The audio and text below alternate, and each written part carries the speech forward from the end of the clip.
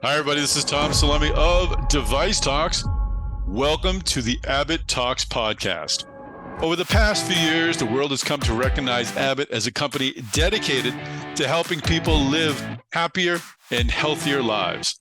In this podcast series, we'll talk with the healthcare leaders, the executives, and the engineers who are working every day to develop new technologies to help people live their best lives. I know you'll enjoy this episode of the Abbott Talks podcast.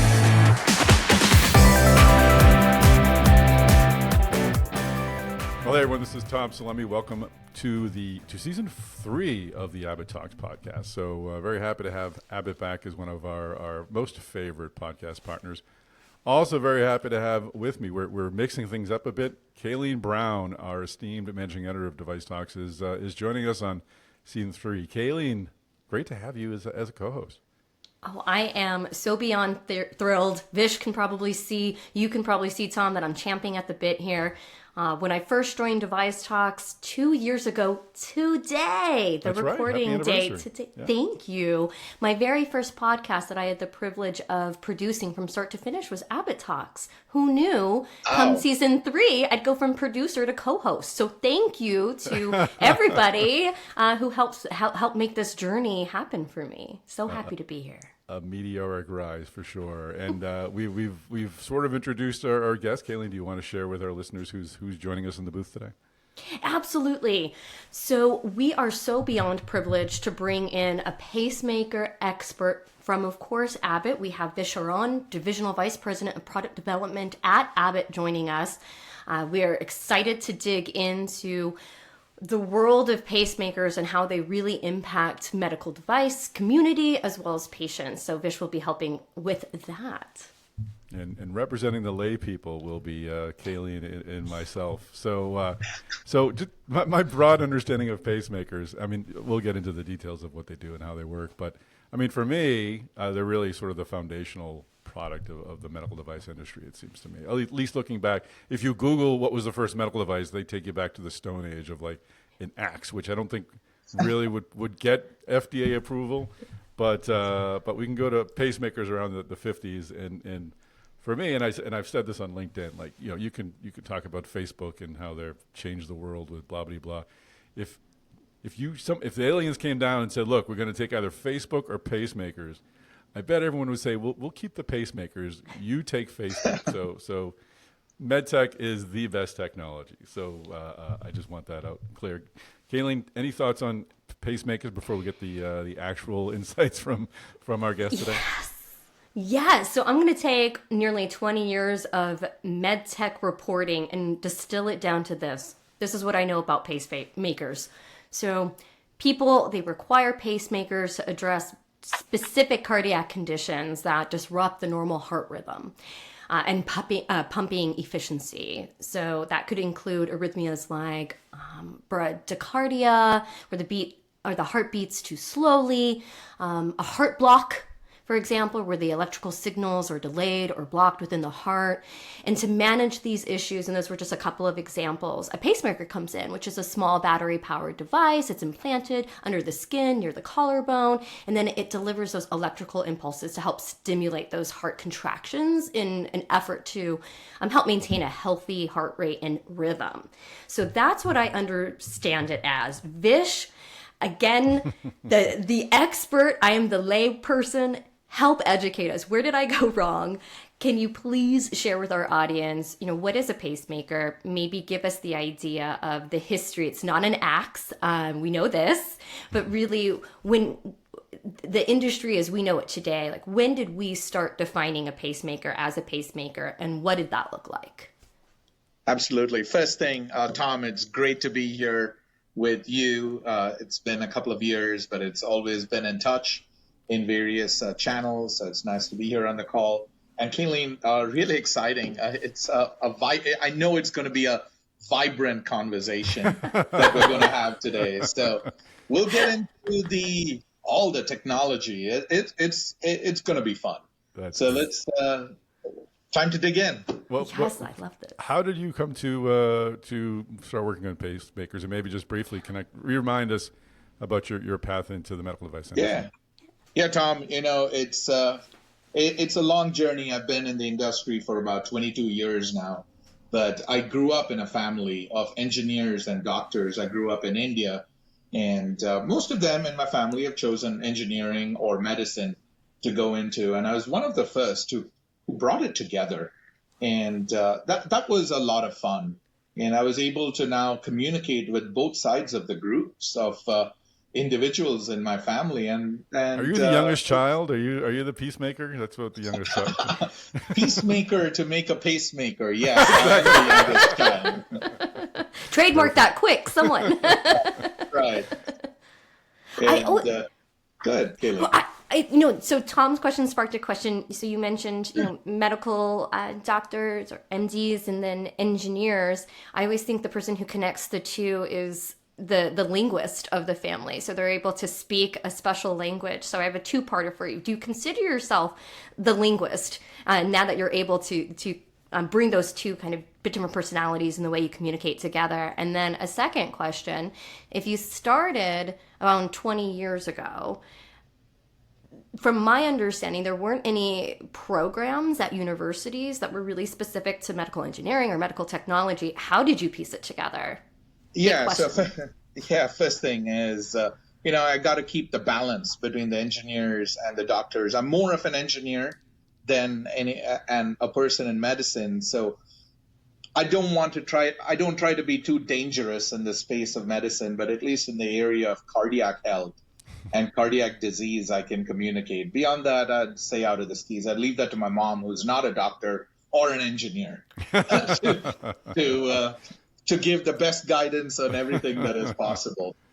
So coming back to the question of education, it started off as a mechanical engineer, and that was my background. And mechanical engineering, did micro-electromechanical systems when I came here to UCLA for my master's. And, medical technology is all about reliability. It's about providing a solution which is smaller, and things you get smaller. It's about, especially a pacemaker. Pacemaker, as you said, it's one of the early medical devices, but it's also one of the very sophisticated medical devices because it's an implantable electronic device. It's got electronics, it's got a battery, it has mechanical components, which are electrodes and wires. Back in the day, they're wires, and today we've gone away from wires, or what we call leads.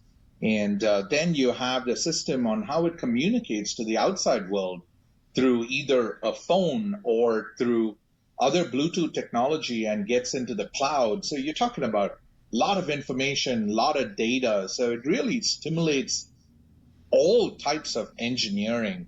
I joke that it is one of the most sophisticated medical devices because you got to get engineers to talk from disciplines, electrical, mechanical, software, communication, and, engineers don't like talking too much. They like staying in their lane.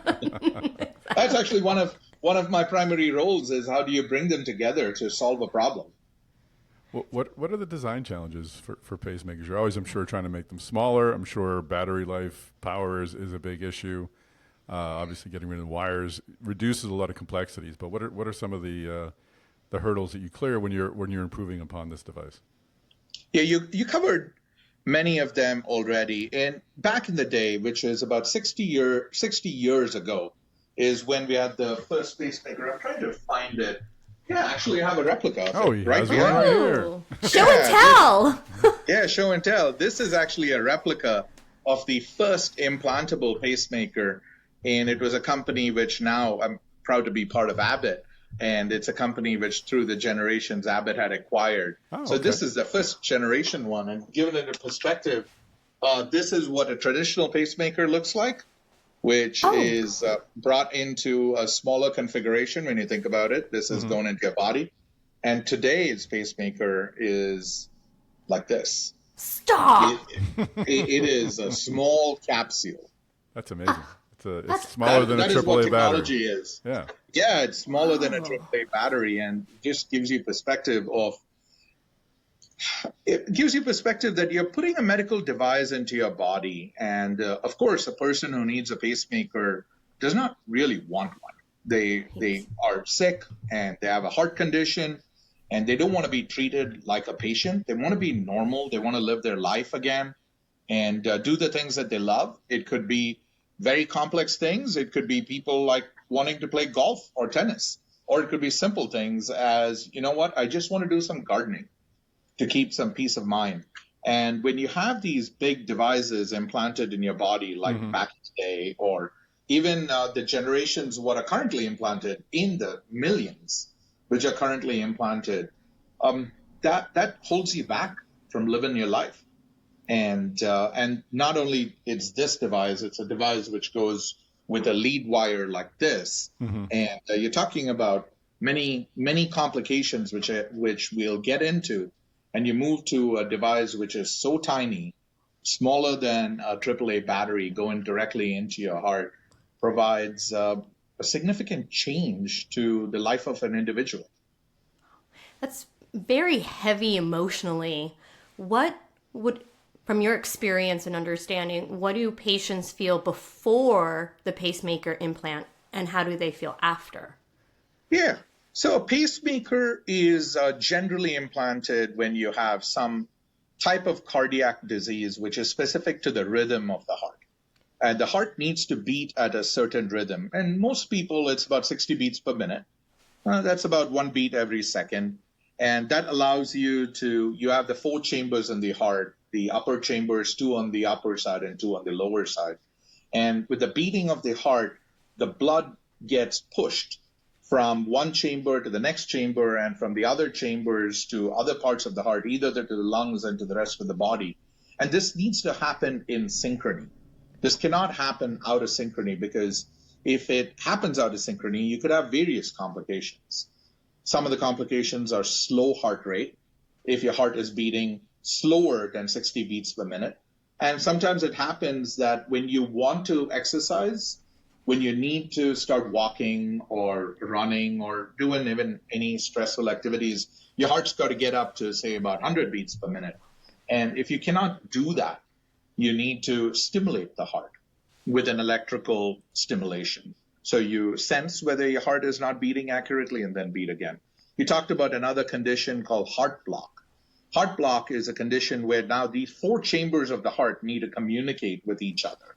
And especially the upper chamber needs to send a signal to the lower chamber of the heart. And if this communication pathway through the electrical conduction system of the heart does not go well, that the bottom chamber is not operating in synchrony or is not beating at the same rate as the upper chamber of the heart, and you could have many complications. And there are situations where you're unable to just do your daily work. You might even faint if your heart stops beating for about 3 to 4 seconds. In the medical world, it's called a syncope. And that you could faint or you could black out. And then, if you're driving a car, that's never a good thing. Or if you're doing any activities which driving a car or even operating a machine is never a good thing if you're going to faint. And physicians, of course, a patient will then feel a symptom of that and go to the doctors, and the doctors would do the appropriate heart studies or the ECG studies to then decide what type of treatment do they need to provide. And for all these slow heartbeats or irregular heartbeats or inconsistent heartbeats, they decide that whether they need to implant a pacemaker or not, and they end up with that choice. So it sounds like it's a personal impact, but then also an impact on your environment, the safety of others, even citing, driving a car or operating heavy machinery.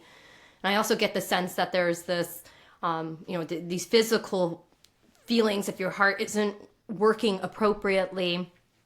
Fatigue, I have to imagine, has to be huge. Yes. So disruption in your health and your family life, again, the environment around you. Once the pacemaker is implanted, how does that improve the life of the patient? Like, what could they look forward to? Yeah, typically after you implant a pacemaker, the pacemaker is a sophisticated electronic device which is sensing when your heart is beating incorrectly in the upper and the lower chamber of the heart. And depending on what your situation is, you could then stimulate or electrically pace. That's the word pacing comes in, where you stimulate the heart to activate it again. And the heart's a really, I'd say, it's a cool device. It's a cool muscle. At the end of the day, it's a muscle, but it's such a cool organ that if you give it an electrical stimulation, the electrical stimulation can propagate inside the heart and then creates a mechanical contraction. And that's where is the coolness about. So, I mean, the body is amazing, right? And yeah, sometimes your body does need some help as you age or you have other diseases or you have other genetic issues. So, that's what a pacemaker does. So does this, if I can just continue the kind of the chain of thought here. So what can the patient expect feeling wise? Are they more energy, more, can you kind of help us with that idea? I mean, if a person, like I said, you could black out or get a syncope, you're fainted. Now, a person with a pacemaker is not going to have that because the heart's going to be beating. So that's number one. Fatigue is another factor.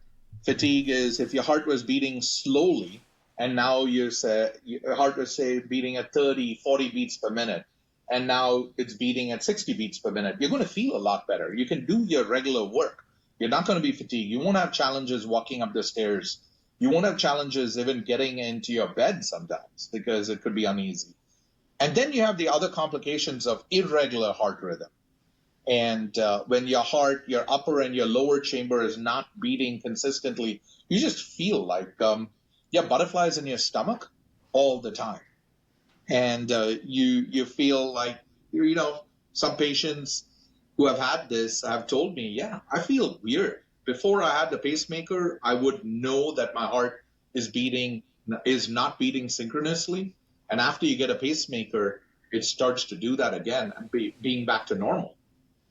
And it comes and goes. So they clearly know that it's an irregular heartbeat. And most people would even know when your heart is starting to beat quickly, quivering, or fibrillating. You would know that. But most of the time it'll go away. It can happen if you have 5 cups of coffee. Been there. Yeah. Been there too often. Well, I want to focus on your news at Abbott, but before we get in there, just a question for me about the pacemakers. So, leadless pacemakers versus traditional. Can you help me? I think I understand the difference of that. And if you could just also unpack the sensing abilities of pacemakers, because again, we treat it as this old device that's been around forever. But I mean, the fact that it can sense these changes in the heart and then apply a treatment right away is really remarkable. Has that sensing capability, technology changed at all? What are the challenges in determining what the heart needs and then delivering that? Yeah, it's a very good question. The good thing is sensing in a pacemaker and sensing and then stimulating has been in the traditional pacemakers for probably about 30 to 40 years. Sure. So it's not new by itself, but what we have challenges, and this is where the designs of the materials or what we call the electrodes become important, is you're sensing in voltages like millivolts. And what you're pacing is in a voltage of volts. Just to give perspective, a AA battery is 1.5 volts. Mm-hmm. That's 1.5 volts of energy comes out of a AA battery. Bigger batteries can get about 3 volts, and bigger ones can even go to 9 volts. But you're talking about millivolt sensing, so you got to have a really good sensing circuit with the good electrode design that you are able to sense them at. I think 1 millivolt is 1,000 of a volt. That's very precise. Yeah, you're doing it in that range. So that's where the sensing and pacing. And the really good thing about, and we'll get into this, the AVEIR DR, the technology that Abbott has, it's the only pacemaker on the market which has 2 leadless pacemakers, one in the upper chamber and one in the lower chamber of the heart. So you can sense the heart rhythm in either chamber of the heart. And if either chamber of the heart is not in synchrony with each other or beating a little bit slowly or beating inappropriately, it could then stimulate the heart with a pacing signal in either chamber. And the really cool thing, which I'll get into, is how they communicate with each other. And they don't communicate via Bluetooth. That was my first guess. No, it's not Bluetooth. If it was Bluetooth, the pacemaker would last a very short amount of time. And these devices get implanted in older people, and they need to last long, and you don't want to take them out frequently. We're going to take a really quick pause from our conversation with Vish Charan, Divisional Vice President of Product Development for Abbott, to bring in our episode sponsor, FPT. A huge thank you to FPT for sponsoring this episode of Abbott Talks. Enjoy. Praveen Tiwari, Executive Vice President and Business Head for FPT Americas. Welcome back to the podcast. I'm so excited to see you again. Thank you, Kayleen. It's always a pleasure to talk to you, and thank you for inviting me again. Well, I had so much more to ask you, so I'm glad that you found some time. And for our audience that's listening in, I had the pleasure of speaking with Praveen last year on our Device Talks Weekly podcast. So I put actually that full conversation in the show notes. Please take a look. Praveen deep dives into how FPT America supports the medical device industry, its capabilities, and it's a really great interview. So please check that out. So with that being said, Praveen, just in case we have our audience who doesn't want to stop and check out that interview right now, can you give us a brief reminder of what FPT does for the medical device industry? Okay. No, thank you, Carolyn. FPT Software is an international company headquartered from Vietnam. It's a $1.3 billion revenue company with 35,000 employees serving customers across 30 countries. And we work in different industries. Healthcare is one of the prominent where we have been serving customers across the globe in various areas. We provide digital health platform we have built for various customers. We have also built software for med device, on device and off device. We have also built software solutions for healthcare providers. So we have our own EMR, EHR that runs in 240 plus hospitals in Vietnam and Southeast Asia. I wasn't exaggerating when I told our audience that you had a rich history of partnerships in the medical device industry and that your capabilities are quite robust. So thank you for that summary. I was reflecting on our conversation last year. So I took a look so that I would be up to date for our conversation today. And Praveen, you said a phrase that has just stuck in my mind. You said that FPT's approach is small enough to care and big enough to dare. Would you mind elaborating on that philosophy? Absolutely. Kayleen, we use that because, we are very small compared to the big players, but we are very flexible, very nimble, humble, hungry. So that's why we say small enough to care. People have access not just to me, but to also my boss, CEO of North America. So that's the important part. When I say big enough to dare, we have done very complex projects. When it comes to medtech, whether it is applying AI to do the cancer detection from CT scan to tumor detection on ultrasound, or building a software for hematology devices, urine analysis devices, building a platform for a medtech company. These are very complex projects. So that's why we are small enough to care, big enough to dare. Just to give you another one from us, I always say small is a new big and trust is a new competitive advantage. And that's what we bring to the table. We are small, but we are very, very niche, very focused. And when I say trust is a new competitive advantage, is because we ensure delivery certainty to our customers. This feels like a good place to pause my interview with Praveen Tiwari, Executive Vice President and Business Head for FPT Americas. But don't worry, we're going to hear from Praveen a little later on in the podcast. But for now, to find out more about FPT, visit their website at fptsoftware.com. Once again, that's fptsoftware.com. And now we bring you our interview with Vish Charan, Divisional Vice President of Product Development for Abbott. I think we've teased people long enough, so let's talk a bit more about the Let's go. Is this the conduction system pacing that you're referencing? And tell us a bit about. Let's find out how they talk to each other, because this is a really cool story. Let's get into it. So first thing first, as a leadless pacemaker, talk to you about what a pacemaker is and what a lead is. So a pacemaker sits in your upper chest, typically under the skin or in the muscles under your skin in your upper chest, and you have a lead wire, which is think of it as a sophisticated. It's a medical device. It's flexible, as you could see over here. Hope your audience can also see some of this in the show and tell. We'll show some pictures, folks. Just picture a wire in your head that's coiled around, and you've got all the imagery you need.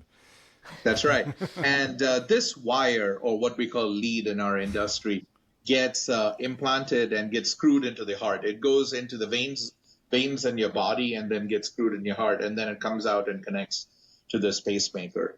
So, and this has generally been the technology for over 50 to 60 years. I talked to you about where this was from the first generation pacemakers to the newer one. They become smaller, added more features, added sensing capability, as you mentioned, Tom, and of course, longer, better battery life and communication to the outside world. So many technologies in the traditional pacemakers have evolved, and but they have their challenges.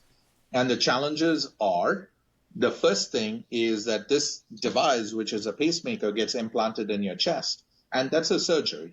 You're cutting open a big slot in your chest and putting in a pacemaker this big into there. And then you have these lead wires which go from that slot in the chest into your veins and into the heart. And these lead wires can get infected over time. They can break over time. I mean, we're good engineers, but we cannot design an indestructible system. Mm-hmm. And we have tried this for many, many decades, and we have improved the reliability of leads over these decades. But still, it's never going to be indestructible, because the body is a very rough place to put any device in. You're putting a device which is electronic. You're putting a device which it needs to be soft enough that you don't damage other parts of the body. It needs to be robust enough that it lasts so long. And also your body has a lot of blood. Blood is going to erode into these medical devices. And so you got to make sure they're biocompatible. So you have risks of infection. You have risks of breaking of these lead wires in your body. You have complications that even if you're just a passenger in the car or a driver in the car, depending on which side of the world you're on, you have your seatbelt over your pacemaker. And if you have a small accident, these wires can break under the seatbelt of your car. Or if you're playing volleyball or golf or tennis or pickleball, which is the latest fad, right? So true. Yeah, you're playing pickleball. You're going to have a lot of arm motion. And sometimes you could have a left or a right pacemaker. And when you have these leads are getting yanked on, or these pacemaker cans have some degree of damage, and you have to keep having surgery and either replace them or put in new leads. So it's a tough process. Implanting a pacemaker the first time, I wouldn't say is easy, but it is predictable. But managing a lead complication and managing a situation with infection, which happens somewhere, say, about 5% of the cases, maybe even up to 10% of the cases, is very strenuous. Wow.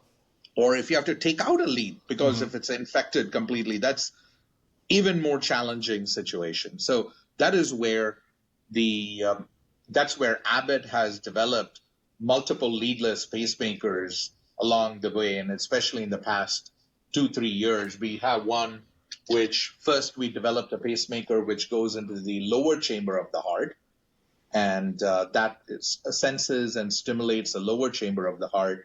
And then in 2023, about middle of 2023, and over last year, we've been ramping this up. We developed a pacemaker which has now 2 devices, one in the upper chamber of the heart and one in the lower chamber of the heart. And these get fixated in both chambers of the heart, and then they can sense and stimulate and communicate with each other. So how do they communicate with each other? I'm at the edge of my seat. Edge of your seat, that's right. So the technology is called eye-to-eye, implant-to-implant communication, and it's proprietary to Abbott. But what I can tell you is this has been published in clinical publications by physicians and by Abbott, is we are sending small electrical impulses from one device to the other device, and you send them, think of them as on and off signals, just like bits, and you're sending them, so you're transmitting electrical signals. The good thing is the heart is a conductive medium, or it's a conductive muscle, whether it is through the heart muscle or through the blood. Both of these are conductive. Now, the other device can sense these electrical signals and then can read them, because we have the algorithms in the other device to read this signal. And think of them as just on and off signals, and they're done at a certain frequency and cadence that the other device is able to understand, and then can say, hey, the upper device stimulated at this time. So the lower device, we wait about X amount of milliseconds, which is maybe about 100 milliseconds or even shorter, and then you stimulate in the lower chamber of the heart. And that is how they communicate. So it is through this eye-to-eye technology, which is electrical impulses which are stimulated from either device. Both devices can communicate with each other. They go through the heart and read by the other device, and then the algorithms in the other device through the electronics understand it and take the right action. So are you improving the treatment of patients who are already able to get pacemakers, or are you making, is this a device that is able to provide treatment for people who previously weren't aided by pacemakers? Yeah, that's a good question. It all depends on what the situation is for the person who needs a pacemaker. Now, of course, if it's a patient who a physician is trained and they see a person who needs a pacemaker, they will decide whether they need to give them a leadless pacemaker, and they will decide whether they need to make a decision to give an AVEIR DR leadless pacemaker, which is from Abbott, which is these two devices. You could decide whether you want to only stimulate the bottom chamber of the heart, sense and stimulate. Generally, when I mean stimulate, is sense and stimulate the bottom chamber of the heart, or you need to do only the upper chamber of the heart, or we need to do both and maintain synchrony. And that is where the benefits of the Abbott system, it's upgradable. You could start with one. You could start with a device in the upper chamber, and if the disease or the state of the heart rhythm disorder in the patient changes over time, or the person changes, and it's likely to change over time, the physician could then implant the other Abbott AVEIR device into the other chamber of the heart, and then automatically get them to communicate. We set the programming, and then they get to communicate and treat the person who needs it. I would not have guessed that there'd be modular thinking in pacemakers. That's incredible. What a leap from just a few years ago. Yeah, it's always good, right, when we have options. When you have options, yeah, you got it right. It's modular thinking. It's, think about modular thinking when you buy things for your house, whether they're electronic devices or your kitchen, or pick any of those, right? But yeah, in a pacemaker, it's not been done before. Okay, Vish, if you don't mind indulging me, can we take it even further back? So help me understand, what is conduction system pacing, and what does that allow you to do with pacemakers? All right, that it's a wonderful question, and this is an area which is evolving a lot by the medical community. I would say probably in the more 5 to 10 years, maybe some activity prior to that, but a lot of action in the past 5. Maybe it's really escalated in the past 2 years. So let me get into that. So talked about the conduction system. I mean, the heart is a conduction system where you're communicating between chambers, but traditionally, pacemakers were placed in the lower chamber of the heart, anywhere that they could. And these are the pacemaker leads, I would say, to be more specific. They were placed in the lower chamber of the heart, anywhere that a physician thought that it was appropriate and safe. But what folks have realized, and physicians specifically through a lot of research have realized, is there is a more appropriate place to place these electrodes or the stimulation of the pacemaker into a specific part of the heart. And that is conduction system pacing in general. But a more specific part is a left bundle branch area of the heart. And left bundle branch area of the heart is there's a right side and the left side of the heart. There's a right ventricle and the left ventricle, which are both the lower chambers of the heart. The left bundle branch is closer to the left side of the heart. But typically, electrodes and leads and leadless pacemakers are placed on the right side of the heart. We don't go into the left side. So the way to achieve conduction system pacing through left bundle branch area pacing is you take the lead or the lead electrode and you penetrate into the wall separating the right side and the left side of the heart. And then you penetrate the electrode in, and then you can start stimulating the left side of the heart.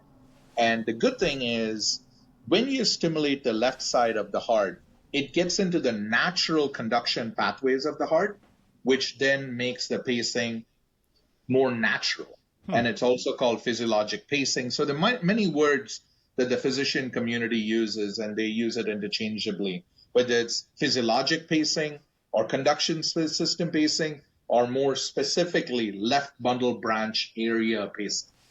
So those are how you bring this together. And as I said, this has been evolving very recently, and it's really cool. And some of the technology that Abbott is bringing through some of the clinical evaluation is a leadless pacemaker to now get into what is this conduction system pacing or the left bundle branch area of the heart. We're going to take a quick break from our interview with Vish Charan, DVP of Product Development at Abbott, to finish my conversation with Praveen Tavari, Executive Vice President and Business Head for FPT Americas. Praveen, from our previous conversation, I learned about your rich global presence. How does this geographical diversity impact your talent acquisition, retention strategies, and the other aspects of how you support the medical device industry? So, Kelly, most of the companies have outsourced to India, China, Europe, and various other locations. And with all the economic changes that are happening today, analysts also started looking for alternative destination. And Vietnam emerged as most promising outsourcing destination for various reasons. One, the geography is not very tapped. Government is really encouraging talent pool to really focus on the IT services, which is helping scale the talent pool in Vietnam. 65% of the population is less than 35 years of age. So people who are young, very energetic, do not carry any baggage, always willing to learn new stuff, are easily available for the global customers. And lastly, because it is untapped, there are not many opportunities. FPT as the largest IT company is a brand for many of them to work for. It's a dream company for them to work. So that helps, contain the attrition. And also with young talent, they are very ready to quickly adapt to the changing technological environment. And that is really helping our medtech companies to, one, retain the knowledge within the FPT talent pool. And second, we can always explore new technology that is coming into the market, whether it's ChatGPT, DeepSeek, or any of the AI, because people are very, very, very adaptive. Oh, yeah. So I heard about your most recent acquisition. So how has your nearshore acquisition impacted your geographical capacity? So, Kayleen, this was a very strategic acquisition because a couple of things. One is Vietnam, though, brings a lot of advantage from offshoring perspective. There was a need for nearshore to augment the onshore kind of a model. Because there are people in onshore, is expensive for some of the projects. And customers are not matured enough to, sometimes manage or work in the off hours with the offshore. to take care of that, nearshore really adds a lot of value because those are same time zone. They can interact with the client at the same time in the US time zone, and then they can actually manage the offshore. So it brings a blend of best shore model to our clients. Nearshore and offshore together brings a good economic value and a good blend for providing services to our customer. And that added great advantage, especially when it comes to the geographical diversity that we bring to the client. Okay, so we talked a little bit about the physical. Let's move into the digital world. So how has the integration of artificial intelligence into your development process changed the way that FPT approaches project timelines and resource allocation? So, Kayleen, in medtech industry, what I'm seeing is time is of essence because industry wants to quickly launch their product into the market ahead of time, and there are a lot of competition. So, we have also, from our side, looked at various models. How do we quickly deliver the projects to our customers? In the past, I'll give an example. There was a project that we did for 18 months, and right now, with 125 people. Now we have got a similar project from another customers, and we are actually using our tool called Code Vista. It's an AI-based tool for code generation, and this similar kind of projects we are able to do the project in 30% less timeline and 40% cheaper. And that is bringing quick advantage to our client because it helps one quickly deliver the project and at much better price. Similarly, we are also launched another product called Test Vista, and this is also helping quickly not just generate the script, but even when we make small changes into the code, and that can be identified, and for regression, which are the code areas that it impacts, we can quickly generate this text script and do the regression. And these are the tools that we have brought to the table, which is helping our customers. Okay, so that's how you applied artificial intelligence on the software development side. Have you applied artificial intelligence on any of the medical technologies themselves? Oh yeah, Kayleen, we have been using AI for various things, right from disease detection. We actually applied AI on CT scan to detect the lung cancer. We have applied AI on ultrasound detecting tumor. We have also applied AI for orthodontists for their symptomatic analysis before they actually do the cosmetic surgeries. We have applied AI for fat detection on patients. These are just on the various disease and detection side, but on the IT side also we have applied AI for the EMR analytics. When the patient comes to the doctors, and there are a lot of data that most of the hospitals have, applying AI analytics and handing those information to the doctor. That's another one. AI Scribe is another solution that we have implemented where the conversation between the doctor and the patient are captured, and it can be summarized for doctors to, at the end of the conversation, upload onto the EMR. Similarly, we have applied AI for even the nursing solutions, conversational AI, which we are building for one of the clients. And this basically can help support nurses for pre-clinical visit for the patient and post-clinical, discharge, post-clinical follow-up, discharge follow-up. So those kind of things we have implemented, and many more application of AI in the medical industry. Well, Praveen, once again, we ran out of time, so I'm going to have you back on the podcast. Thank you so much, Karen. Thank you for having me. It was a pleasure talking to you.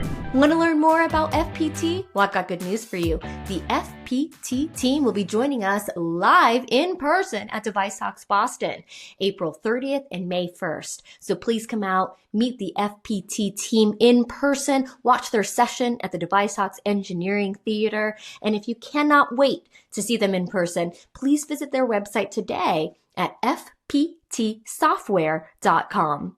Once again, thank you so much to FPT for sponsoring this episode of Abbott Talks. And now we bring you the conclusion of our conversation with Vish Charan, Divisional Vice President of Product Development for Abbott.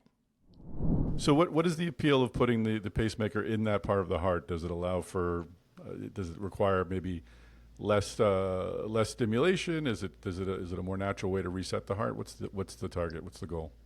Yeah, I would say there are three main reasons why this is better. It is better for the patient's long term, and I'll talk to you about a certain situation related to that. It improves the physiologic response in the short term. At that moment, it gives you a better physiologic response. And it does not, and it prevents future complications like pacing-induced cardiomyopathy. Now I'm getting into more medical terms, which is a symptom of heart failure. So what can happen is, if you're pacing, say, in the right side of the heart. Now, the left side is actually the muscle of the heart, which is pumping blood to the rest of the body. And that's the big pump. The right side is a smaller pump of the two chambers of the heart. Okay. But when you are pacing or stimulating in the right side of the heart, which is the typical location, and if you have a high degree of pacing, now high degree could be 30 to 40% of the time or even higher, you absolutely need pacing. Or if you don't have that stimulation, you would feel unwell. Over time, if you do this excessively, and if you're a relatively younger patient, over time you could develop heart failure because you wanted the left side of the heart to be pumping at the right rate. And there's always a little bit of a delay from the right side to the left side. So the best way is, you know what? Why don't we target to pump the left side of the heart at the right time? Mm-hmm. And that is how you get into this left bundle branch area pacing and get into the natural highway, the natural electrical highway of the heart, so that you can stimulate that and get the whole heart to pump at about the right time, or compress at the right time, which would then pump the blood. Does that give you Very cool. give you a good perspective? No, that's my mind blowing for those who aren't watching this on YouTube. Wow. Yeah, it is. Yeah, nobody. You have a heart rhythm disorder, you don't want to have more complications over time, right? And a person who gets a pacemaker is, and especially whether you have a leaded system or a leadless system, is going to have your device in your body for a long period of time. You don't want it to create additional harm. Mm-hmm. And that is where conduction system pacing has really come in. There's a lot of innovations that physicians have done with tools and technology that medical device manufacturers have provided, but it's really the research and science by physicians that this is a better way to stimulate the heart. It's a little trickier. You need different tools. It's not the same tools that they had used in the past, and that is where that's where it is evolving, and that's where it's fun. It's fun to be an engineer where we're solving new problems in even an old way of pacing. When you were developing the AVEIR, was this a target? Was this an idea that, look, we can go here, and then next can go here? And where are you in that process? You're in the middle of a feasibility study right now, right? Yeah, so very good question. I mean, AVEIR and the leadless technology has been in development for 10 years. So 10 years back, this was really research in maybe a couple of centers in the world. And we didn't know where it was going to go. So it wasn't the primary driver of a technology, but the really good thing is there are other features in AVEIR which position us to do really well, and that is a feature where you have a screw or a helix-based fixation. At the end of the leadless pacemaker, you have a screw, and the good thing about a screw is you're more precise. You know where you're going, you're controlling your deployment of the leadless pacemaker in the heart, and that is where this has helped us with moving to where we're going with leadless conduction system pacing. And so that is number one. Number two is a delivery catheter. The delivery of all these leadless pacemakers is done from the groin. And it is done through a long tube, or think of it, we call them a catheter or delivery catheter, a long sophisticated tube which has a pacemaker at the end and has other features that are connected to the pacemaker. And the good thing what Abbott has in the AVEIR delivery catheter is that it is more maneuverable and bends in various directions, and you can rotate. And as I mentioned earlier, when you were implanting leads into the left bundle area of the heart, they were typically screw-based leads or helix-based leads. And you would drill them a little bit into the heart muscle, and which is called the septal wall, and get to the other side, or right next to the other side. You wouldn't penetrate into the left chamber, but you'd get very close to it. And AVEIR, now we had to modify AVEIR to get there. AVEIR dual chamber device, AVEIR DR as it is today, doesn't get there. This is why we had to re-engineer our leadless pacemaker system to be able to meet this need of conduction system pacing, because traditionally the older AVEIR VR and the AVEIR DR system would be placed right on the surface of the heart, not drilled into the heart. And that is some of the changes. And of course, now that we have AVEIR DR, which has eye to eye, which I talked to you about earlier, the technology where the two devices communicate with each other. Now, in the future, when we have a leadless conduction system pacemaker, can talk to an atrial system, a device in the upper chamber of the heart, and can operate in synchrony with each other. Holy moly. So that's what's next? That's what's next. This is huge. So our leadless conduction system program, we had a public press release that we were in the journey of doing preclinical clinical evaluations where we did a series of studies, and this has been designated by the FDA as a breakthrough technology. And the results of this are actually going to be published at HRS. HRS is the Heart Rhythm Society meeting, which is a conference of mostly all the physicians and the medical device industry. And that is happening in San Diego towards the end of next month. In the late-breaking clinical trial session is when you will hear about the final results of this acute evaluation of the leadless conduction system technology. Well, definitely congratulations to you and the team. That's Thank you. Really exciting. That's very cool. I have to circle back a little bit before we move on to the patient experience and to better understand. Do you have an example or a patient case that you can share how this has impacted their lives? Yeah, I had the privilege of meeting a very special person. This special person was Mikey D. Temple.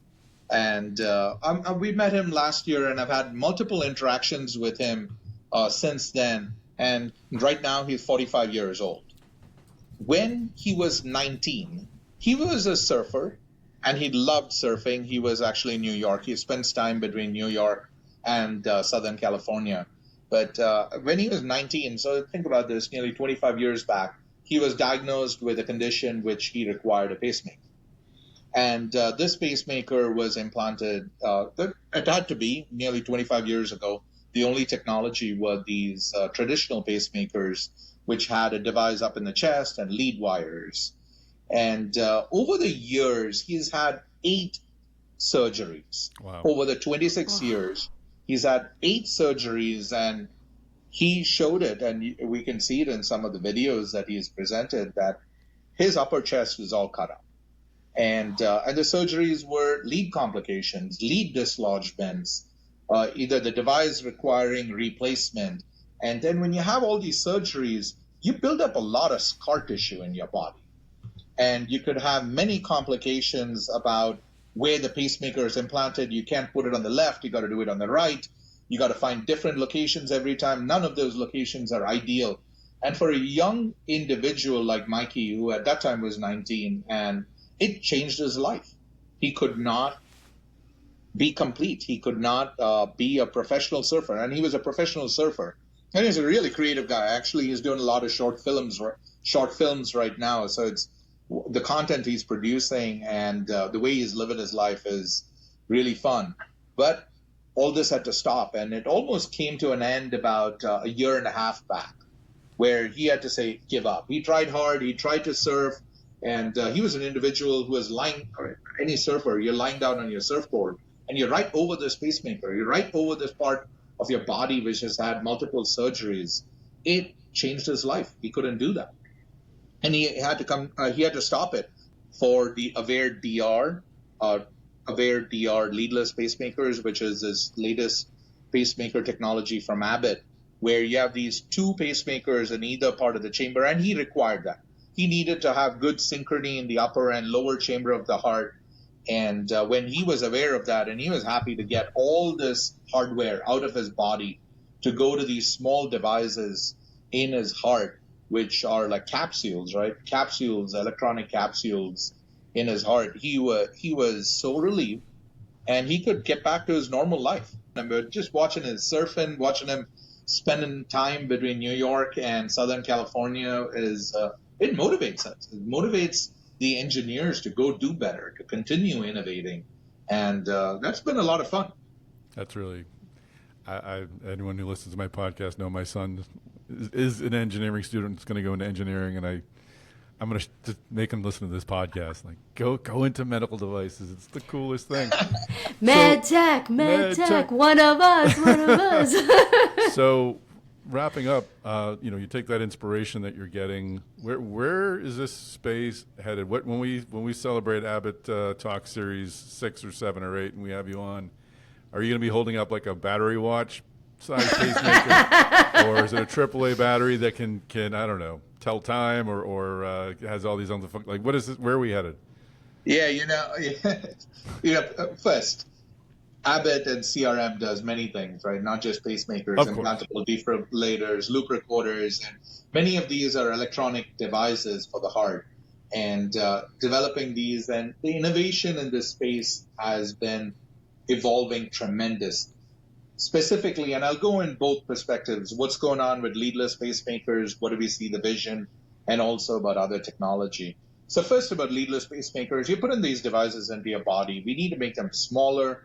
We need to but actually before we make them smaller, we need to get physicians around the world to be trained to use them. This is not a technology that they were trained to in their training through fellowship and other programs. So we as industry have we spend a lot of time doing training, and we train in the US, and it's really cool that this product was first available in the US of all markets in the world. You think technology, sometimes medical technology is available outside the US, but this AVEIR DR technology was available in the US. So we have a role and responsibility of training physicians in the US and the rest of the world. The rest of the world is actually come in a little bit behind only because of regulatory reasons, not because of our intent. And that is primary. Outside of that, looking at product technology, we want to make them smaller. We want to make them easier to deliver. We want to make them have even better communication methods, that you can actually talk to the system through Bluetooth and talk to your phone. Today, it doesn't do that since it's some of the early technology. We want to get there. And then there's a lot of power to the information and data that can come from these systems. We also need to make it easier. At the end of the day, we want to make this leadless pacemaker system, which is AVEIR DR and the future technology, really the standard of care for all pacing. And that's hard. I mean, nearly 1 million pacemakers are implanted, and there are people with 1 million pacemakers today. So making that a standard of care, in converting these physicians to use this regularly and all the time. And this is where technology like leadless conduction system pacing is extremely important, because physicians want that. And that has been growing in the past 2 to 5 years. So we want to get there. So that's a future in where we're going at pacing. And in everything else, it's about better management of the individual. We want to treat more diseases. We want to use the power of information and process that through the various tools. You can always say AI with everything that we do, and there's a lot in this world. That's fantastic.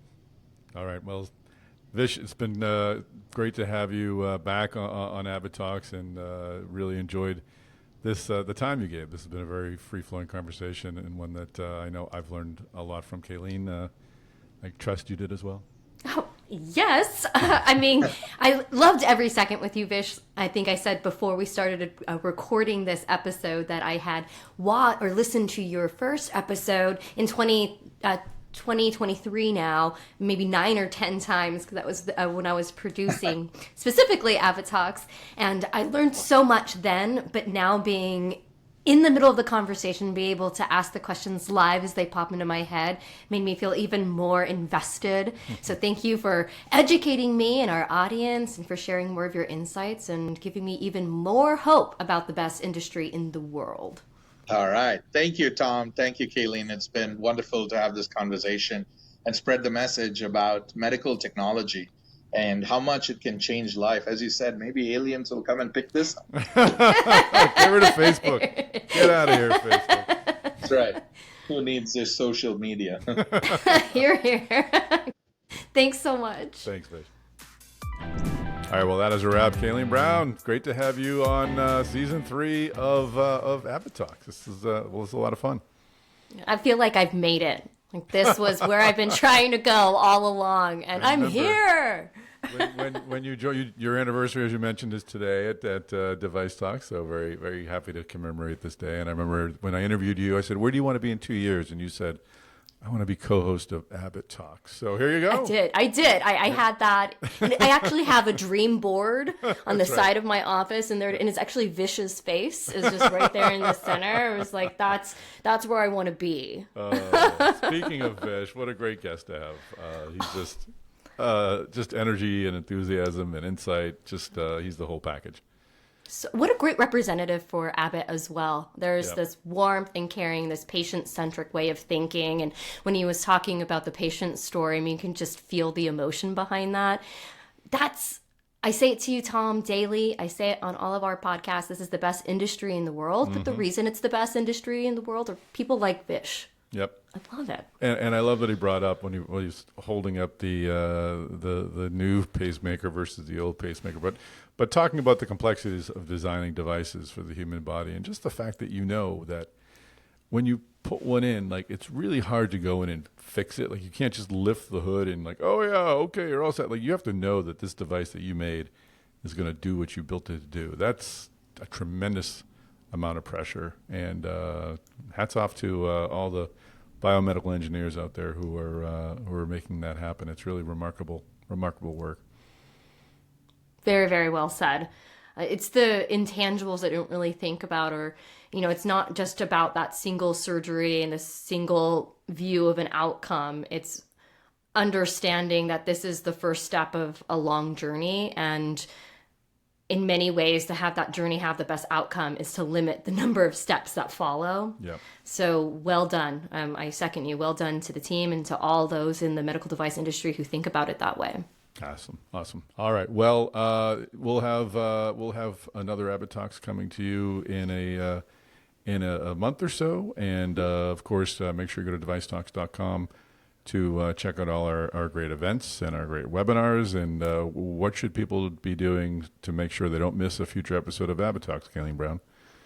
Well, if you would be so kind as to like and follow us, so follow us on every major podcast platform, Apple Podcasts, make sure, or Spotify, make sure to follow us on YouTube as well. So AbbottTalks Season 3 is a video podcast. Not only have I moved forward to my dream, but Device Talks and AbbottTalks in particular has evolved from audio only to video. So please check us out on YouTube and follow us on YouTube so you get access to every AbbottTalks as well as every Device Talks podcast, MedTech Stories. Please also follow us on LinkedIn. So I'm Kayleen Brown,